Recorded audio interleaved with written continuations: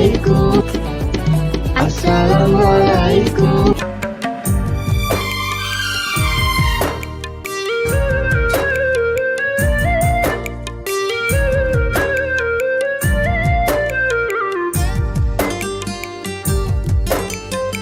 Jordania dikenal sebagai negara yang dipenuhi gurun pasir. Wajar memang karena lebih dari separuh wilayahnya merupakan gurun pasir. Termasuk wilayah yang akan tim Spotlight kunjungi kali ini, kawasan bernama Baki Awiyah atau Sawafi ini berjarak 150 km dari sang ibu kota Aman. Sejauh mata memandang, Anda hanya akan melihat hamparan gurun pasir di kanan dan kiri jalan. Namun ada satu hal yang menarik, di mana terdapat sebuah pohon yang begitu rindang di tengah ganasnya gurun pasir.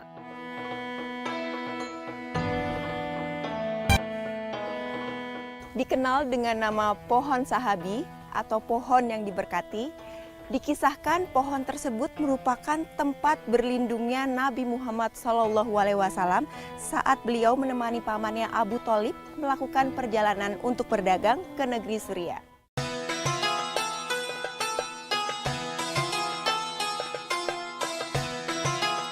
Pohon yang dikelilingi tembok batu bata ini merupakan pohon yang masih dijaga dan dilindungi oleh pemerintah Yordania. Karena pohon ini dikisahkan menjadi saksi bisu pertemuan Nabi Muhammad SAW dengan seorang biarawan Nasrani bernama Bahira. Kisah tersebut bermula saat Nabi Muhammad kecil menyertai pamannya Abu Thalib berdagang ke negeri Suriah. Pada suatu hari, biarawan Bahira mendapat firasat akan bertemu sang nabi terakhir.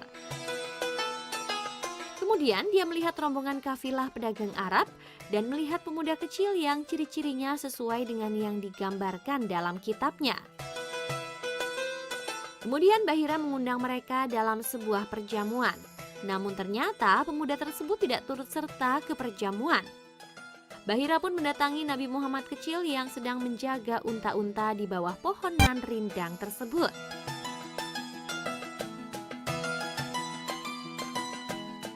Konon, saat Nabi Muhammad SAW sedang berada di bawah pohon ini, ranting dan cabang-cabang dari pohon sahabi ini merunduk untuk melindungi Nabi Muhammad SAW dari terpaan sinar matahari.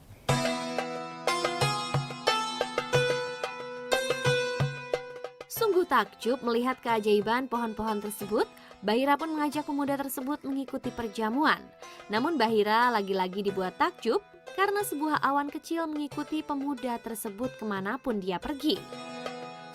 Akhirnya Bahira pun meyakinkan pamannya Abu Thalib bahwa pemuda ini akan menjadi nabi terakhir yang sesuai dalam kitabnya. Bahira meminta pamannya untuk segera kembali ke Mekah karena dia yakin orang-orang Yahudi sedang mencari Nabi Muhammad SAW untuk membunuhnya. Pohon ini sendiri ditemukan oleh Pangeran Ghazi bin Muhammad dan otoritas pemerintahan Yordania ketika memeriksa arsip negara di Royal Archive. Mereka menemukan teks-teks kuno yang menyebutkan bahwa pohon sahabi berada di wilayah padang pasir di utara Yordania. Hingga kini pula pohon tersebut dijuluki The Living of Sahabi atau sahabat Nabi Muhammad SAW yang masih hidup.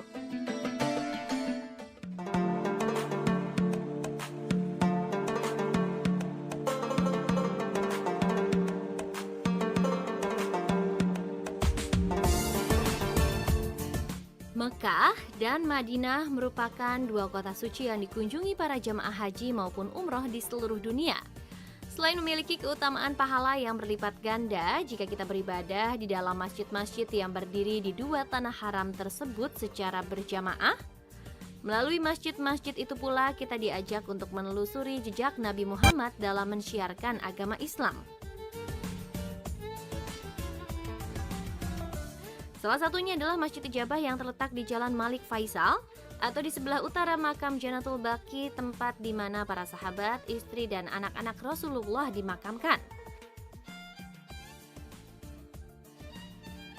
Meski terlihat sederhana, masjid ini menjadi saksi betapa Nabi Muhammad SAW sangat mencintai umatnya. Ya, disinilah beliau menunaikan ibadah sholat dan memanjatkan 3 buah doa khusus untuk keselamatan umatnya. Satu dari beberapa tempat yang menjadi tujuan perziarahan jamaah haji dan umroh adalah Masjid Sab'ah. Secara harfiah, Masjid Sab'ah berarti masjid yang berjumlah 7 buah, yaitu sekelompok masjid-masjid dengan ukuran kecil dan jumlahnya mencapai 7 buah. Selain digunakan untuk sholat, masjid ini juga dijadikan sebagai pos keamanan yang ditempati oleh ketujuh sahabat Nabi Muhammad SAW ketika terjadi perang Khandaq di bulan Syawal tahun 5 Hijriah di kota Madinah. Itulah mengapa Masjid Sab'ah ini disebut juga sebagai Masjid Khandaq.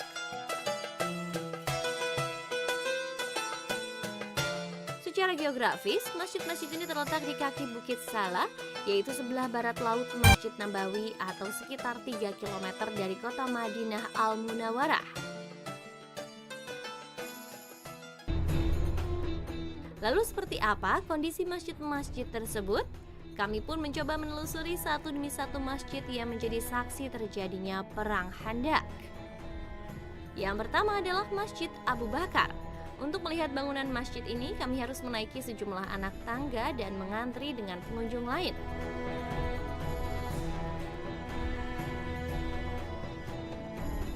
Tak jauh dari tangga Masjid Abu Bakar, kita bisa melihat Masjid Sahabat Nabi yang juga pencetus strategi Perang Parit, Salman Al-Farisi.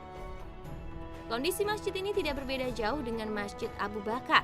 Hanya saja Anda harus menaiki pinggiran tembok agar dapat melihat isi masjid.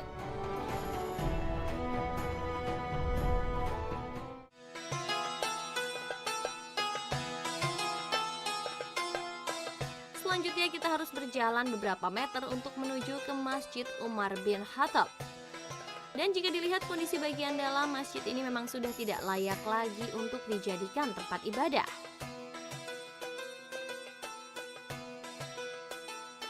Di antara masjid para sahabat lain di area ini, Masjid Sayyidina Ali lah yang menarik perhatian saya karena berada di atas, dikelilingi taman dan dipagari. Tujuannya agar tidak disalahgunakan oleh kaum Syiah. Oleh karena itu kita hanya bisa melihat Masjid Sayyidina Ali dari kejauhan.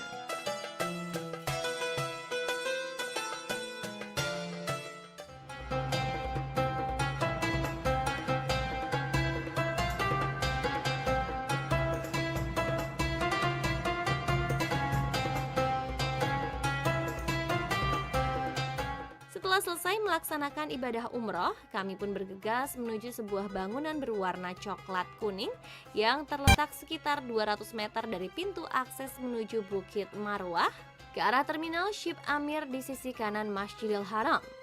Sesampainya di sana, kami disambut sebuah bukit nan gagah bernama Jabal Abu Qubais. Ya, bangunan inilah yang konon adalah rumah kelahiran baginda Nabi Muhammad SAW.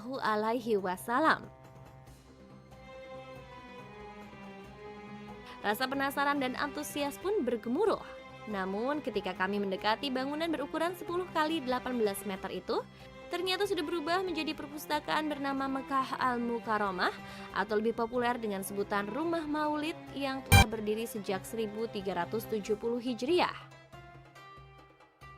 Dan untuk menghindari kemusyrikan, pihak perpustakaan pun memasang spanduk berisi larangan sholat dan berdoa di depan rumah maulid, sekaligus menyatakan dengan tegas bahwa bangunan ini bukanlah rumah kelahiran Nabi karena tidak ada dalil yang menguatkan. Tidak hanya itu, di depan pintu juga dijaga ketat oleh polisi atau askar.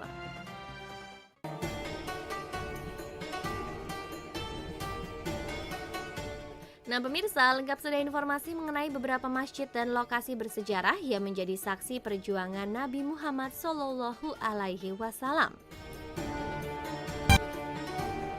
Semoga yang kami sampaikan tadi dapat menambah keimanan dan menjadikan Nabi Muhammad sebagai suri tauladan kita ya pemirsa.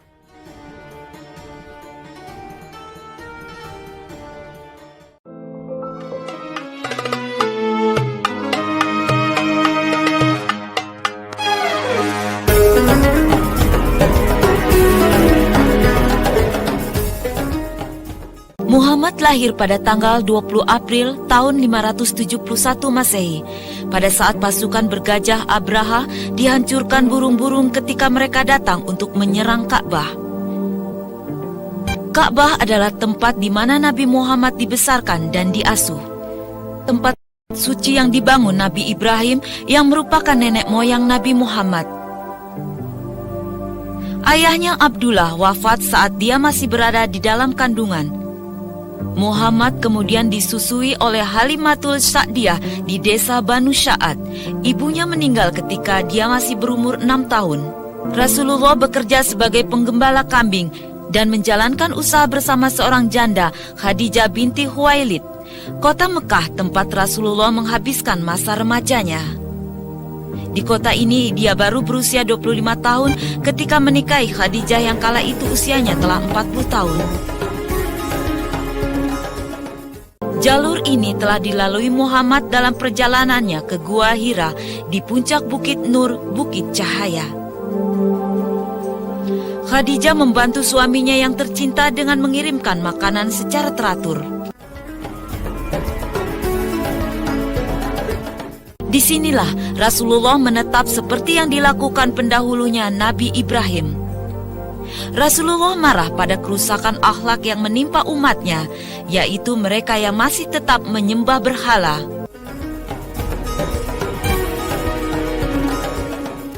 Dia menerima wahyu pertamanya, ayat Iqra, Bismi Rabbikal Ladzi Khalaq. Bacalah dengan nama Tuhanmu yang menciptakan. Peristiwa ini yang secara resmi mengesahkan Nabi Muhammad sebagai nabi yang terakhir. Kisah ini terjadi pada tanggal 12 Ramadan atau 6 Agustus abad ke-6 Masehi. Dia kemudian memulai misinya melanjutkan pengajaran yang dilakukan nabi-nabi sebelumnya.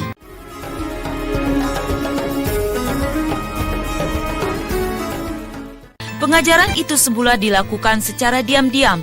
Setelah 3 tahun barulah pengajaran tentang agama Islam dilakukan secara terbuka. Sholat 5 waktu kemudian diwajibkan. Inilah kota Mekah yang menjadi saksi Nabi Muhammad dan pengikutnya mendapat tantangan dari suku Quraisy yang dipimpin Abu Sufyan dan Abu Jahal. Karena sikap menentang tersebut, hanya 70 penduduk kota Mekah yang memeluk Islam dalam waktu 10 tahun setelah Rasul melakukan syiar. Allah memerintahkan kaum muslim untuk pindah ke Madinah. Rasulullah dan pengikut terdekatnya Abu Bakar Asy-Siddiq pergi ke Madinah pada tanggal 20 Juni 622 Masehi. Persekongkolan untuk membunuh Nabi tetap berlanjut, meski ketika Muhammad dan Abu Bakar tiba di Gua Syur. Namun Rasulullah berusaha menyelamatkan diri dan melanjutkan perjalanan dengan menggunakan jalur lain. Setelah 8 hari Rasulullah tiba di perbatasan Madinah, kedatangannya disambut dengan baik.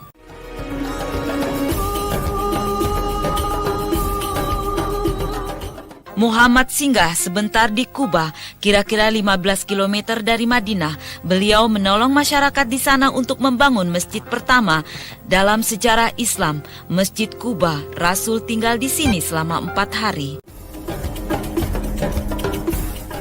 Tujuan selanjutnya adalah Masjid Al-Jumu'ah. Inilah masjid di mana Rasul dan para pengikutnya melaksanakan sholat Jumat yang pertama. Setelah wahyu mengenai hal itu diturunkan kepadanya di sini. Masjid ini berlokasi di halaman rumah Banu Salim bin Auf. Masjid Nabawi sekarang menjadi simbol Madinah.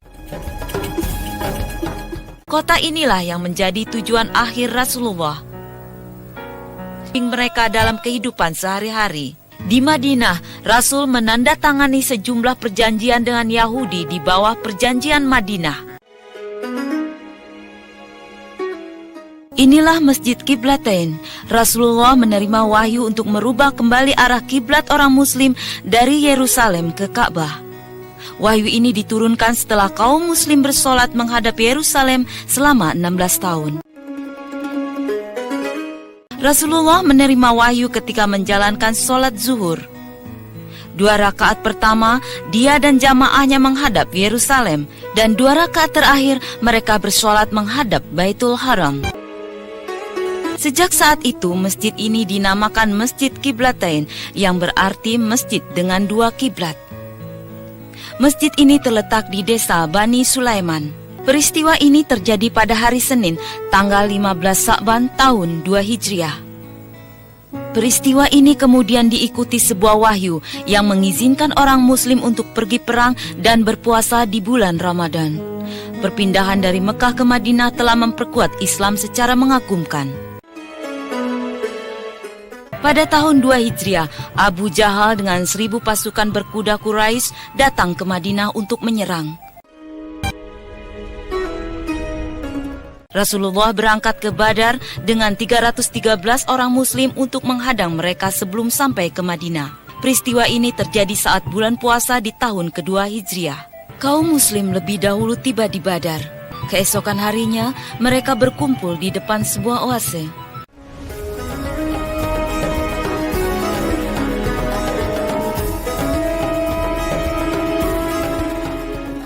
Tentara Quraisy datang ke medan pertempuran.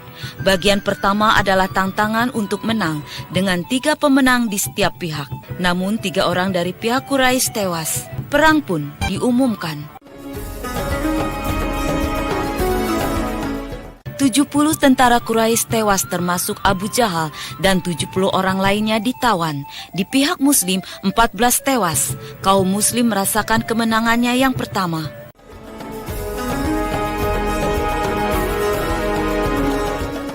Dendam tidak surut pada suku Quraisy setelah mereka dikalahkan di Badar, dan perang Uhud pun diumumkan.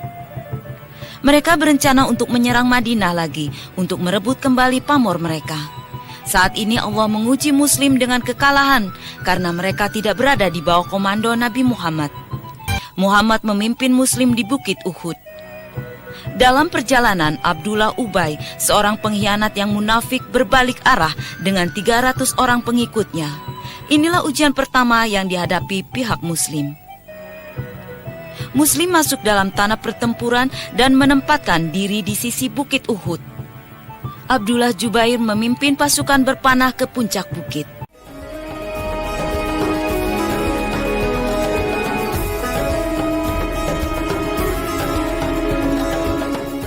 Tentara Quraisy dengan kekuatan 3.000 orang dipimpin Abu Sufyan bin Harb.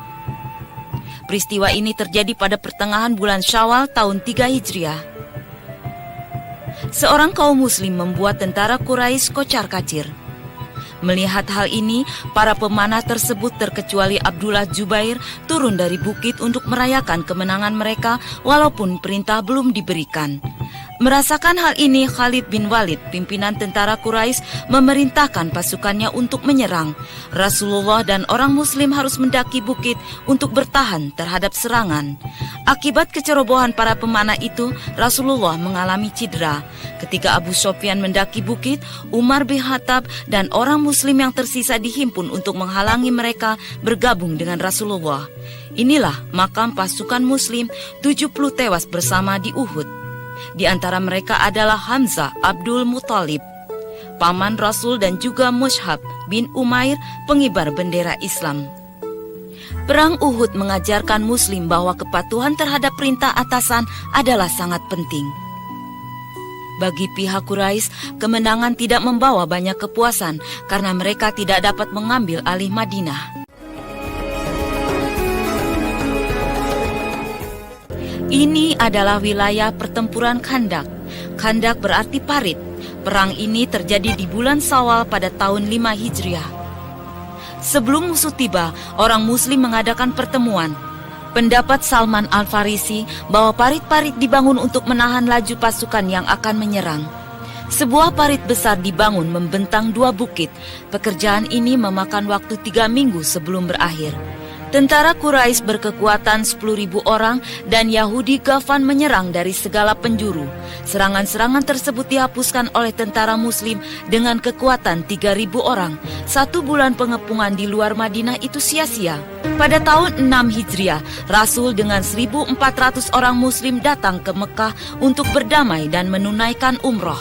Perjanjian tertulis ditandatangani di Hudaibiyah antara Muslim dan Quraisy. Atas dasar perjanjian Hudaibiyah, era baru muncul atas kota Madinah.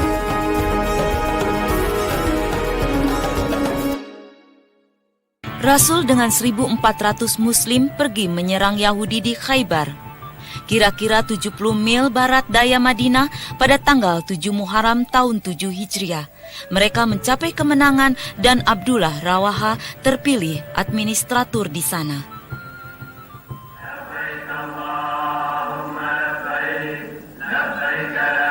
Pada tahun yang sama, Rasulullah dengan umat muslim diizinkan umroh, sebagaimana dalam perjanjian Hudaibiyah. Suku Quraisy membuka kota selama 3 hari untuk mengizinkan orang muslim melaksanakan haji. Rasulullah mengirimkan tentara muslim ke Mu'tah, 1.100 km dari Madinah. 3.000 muslim bertarung dengan 100.000 tentara Romawi pada bulan Jumadil awal tahun 8 Hijriah. Kemenangan ada di pihak Muslim, walaupun rintangan yang lebih besar menghadapinya, pasukan Romawi berhasil mundur. Peperangan ini dihasut oleh orang Romawi di kota Basra yang membunuh seorang utusan Rasulullah yang dikirim ke sana. Pembalasan ini adalah balas dendam atas kematiannya dan mempertahankan kewibawaan Islam. Pada bulan Ramadan tanggal 10 tahun 8 Hijriah, Rasul dengan 10.000 Muslim menyerbu Mekah. Tindakan Rasulullah ini karena Quraisy melanggar perjanjian Hudaibiyah. Abu Sufyan memimpin sejumlah orang Mekah untuk memeluk agama Islam. Tidak ada pertumpahan darah di sini.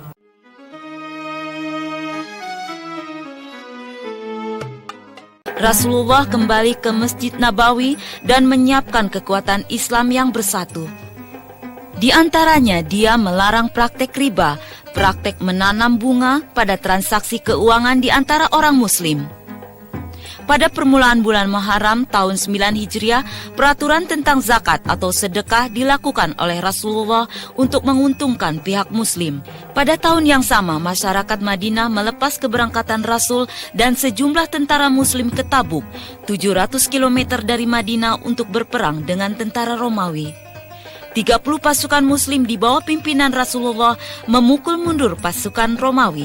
Rasulullah kembali ke Madinah dan mulai menerima para duta besar dari negara-negara lain. Arafah, tempat Rasul memberikan khutbahnya yang terakhir bagi umat saat dia menunaikan haji perpisahan. Khutbah itu dibawakan oleh Rasulullah tanggal 9 Zulhijjah tahun 10 Hijriah. Tidak ada yang mengira bahwa 3 bulan setelah peristiwa ini, Rasulullah kembali kepada Allah Sang Pencipta. Ini adalah makam Rasulullah. Pada senja hari tanggal 12 Rabiul Awal tahun 11 Hijriah, Rasulullah wafat pada usia 63 tahun. Senja yang redup membayangi hilangnya pembawa pesan Allah. Suatu senja yang mencerminkan duka mendalam kaum muslim. Cahaya Rasulullah membawa suatu pencerahan yang menyinari wilayah sekitar, baik pada semasa beliau hidup atau setelah wafat. Suatu cahaya yang mampu mengalahkan 2 kekuatan besar, Romawi dan Persia. Dia selalu diikuti oleh para pengikut setianya, yaitu mereka yang merayakan kemenangan dan menerima kekalahan bersamanya. Para pengikutnya turut berduka kala beliau terluka saat Rasulullah terkena lemparan batu, terkena senjata, mengalami patah gigi, dahi yang roh penganut terbanyak di dunia. Tak seorang pun menyangka bahwa dari daerah kering muncul generasi masyarakat yang dididik oleh Rasul Allah terbesar. Para penganutnya meningkatkan keimanan di 4 penjuru dunia.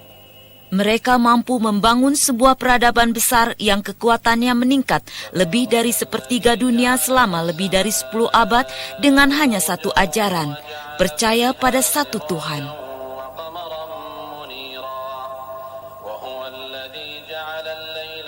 Rasulullah meninggalkan 9 istri, termasuk Khadijah dan Zainab yang wafat saat beliau masih hidup. Semua istri Rasul adalah janda, terkecuali Aisyah. Semua kisah itu berawal di sini, tempat kelahiran dan tanah pertempurannya untuk membela agama Allah. Dan beliau, Muhammad bin Abdullah, contoh peran terakhir bagi umat manusia yang mengakhiri perjuangan para pendahulunya untuk menjaga kebenaran sejati.